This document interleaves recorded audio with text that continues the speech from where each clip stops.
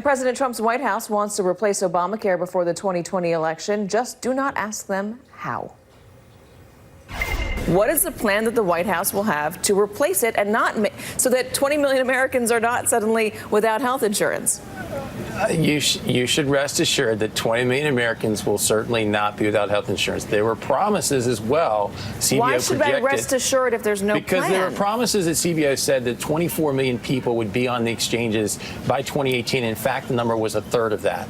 What is the plan going to be from the White House in order to replace it? Because, again, we haven't seen a plan that has a consensus from any Republicans. There's going to be plenty of time for us to come forward with more detail, and I think you'll see the Health and Human Services Secretary do that in the coming months. And joining me, independent senator from Maine, Angus King. He's on the Intel and Armed Services Committee. Senator, thank you very much for joining us. I talked to Mark Short at length today on Meet the Press Daily, and I asked over and over again where the plan was since Donald Trump's DOJ is now trying to tear down all of Obamacare through the courts. And it's pretty clear that they do not have a plan right now. Are you hearing anything from Republicans across the aisle in the Senate about what they are working on right now? Is there something that is in the process of coming together?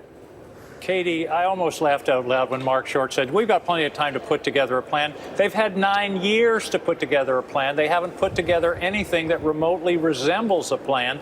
And for him to say, well, we were supposed to have 24 million people, but we only have about 12. Well, the truth is they have grossly sabotaged the Affordable Care Act. They've canceled advertising, canceled counseling. They've made it hard for people to sign up. So, you know, that takes chutzpah, in my view, to say, well, not as many people signed up, because for the last 2 years, they've been doing everything they can to cripple the Affordable Care Act. They don't have a plan, and it'll be amazing if they come up with anything remotely like a plan. The only plan they had last time around was to essentially make block grants to the states and say you can do what you want with this money, and it's a way of cutting funds for Medicaid.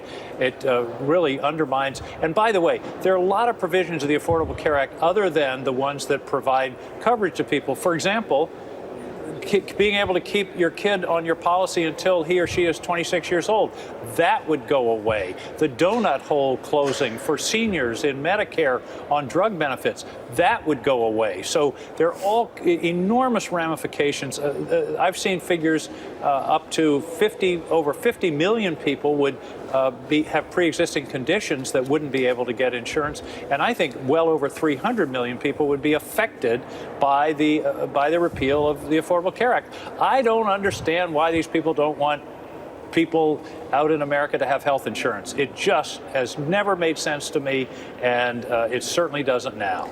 How is it going to potentially affect your colleague in Maine, Senator Susan Collins?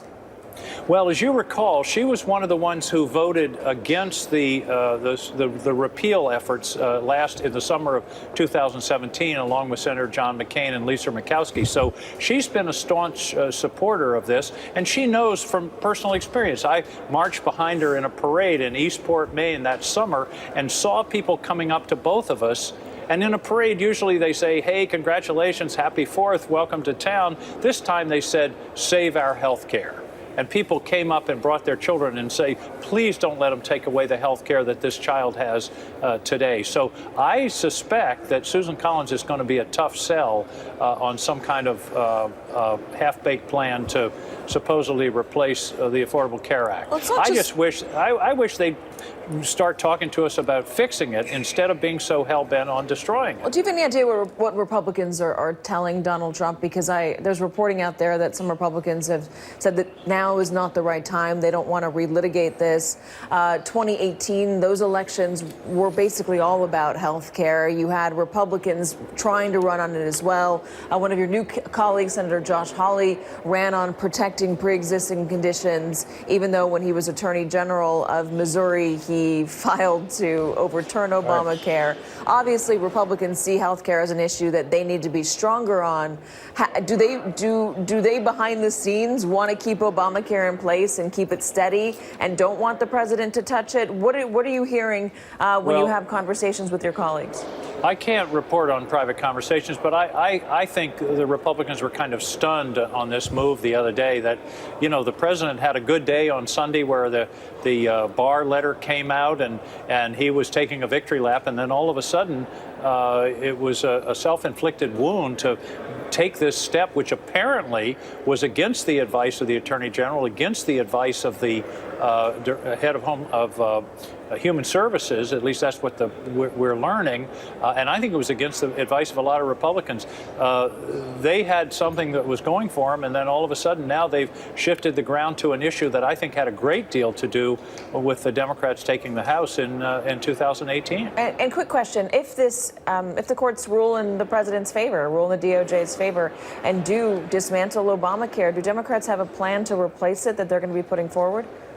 Well, I'm sure that, yeah, there are a number of plans, and I think they'll come forward with those plans when the time comes. And then the pressure will be on the Republican Senate and the president to either cooperate and try to work something out, or to be intransigent and go back to this position of, you know, we just don't like people having health insurance, and we don't want to help that to happen.